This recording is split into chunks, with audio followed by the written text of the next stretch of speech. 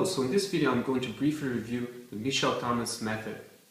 Now, Mишeля Tomasa was the course that got me really excited and passionate about learning languages, and in particular it was the mantra that was on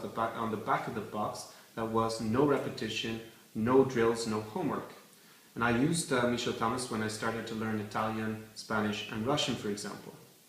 Now, in the Mишeля Tomasa method, you'll become a virtual third member of a class where Mишeля Tomasa is teaching the language to two non-native speakers who are starting the language from scratch.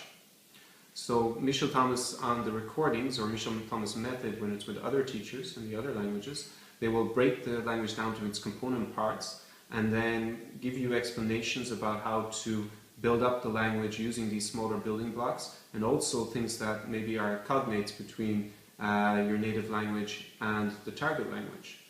So the things that I found really great about Mишeля Tomasa are the way the language is broken down and explained. It was really easy to understand and gave you a lot of confidence when you were trying to reconstruct the language. His explanations of grammar were really well simplified, and there was, unlike when you try to learn grammar from a textbook where it's really dull and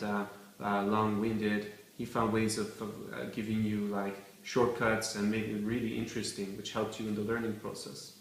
Also, the language used what seemed to me a form of spaced repetition, where you had to recall information that you had learned earlier in the course at different intervals throughout the learning process, and this really helped with consolidating your learning as you progressed. And also you were exposed to language in chunks as opposed to individual words, so this also helps and with learning and comprehension. And also you were able to form quite complicated sentences within maybe an hour of the course, which I found remarkable. So things that could perhaps be used to supplement Mишeля Tomasa are for example a way of comparing your pronunciation with other native speaker, because this is not possible with Mишeля Tomasa courses. So you could develop some pronunciation mistakes that are not going to be picked up because you don't receive any feedback, as it's purely an audio course and it's not interactive. And also understanding native speakers at fast pace is going to be tricky if you don't supplement using Mишeля Tomasa with other resources like watching television, maybe movies, so that you develop, or speaking with native speakers of course, being in an immersion environment, because the course